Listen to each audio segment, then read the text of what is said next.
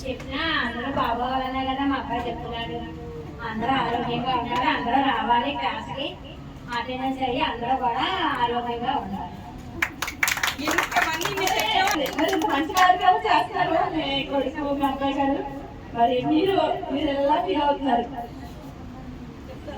మీరు ఎలా స్పందిస్తారంటే గురువు గారిని మేమందరూ కూడా మరి ఎంత పూజిస్తున్నాము, అంత గౌరవిస్తున్నాం అంటే మరి మీరు ఎలా ఫీల్ అవుతున్నారు అంటే మీ అభిప్రాయం?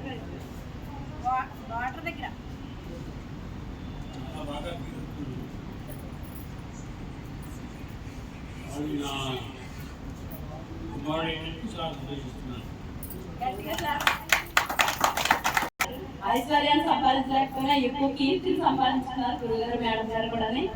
మరి ఇలా మీ ఆశీస్సులు ఎప్పుడు కూడా మా అందరి మీద కూడా, గురువు గారు మేడం గారి మీద కాదు, మేమందరం కూడా మీ పిల్లలతో సమానం.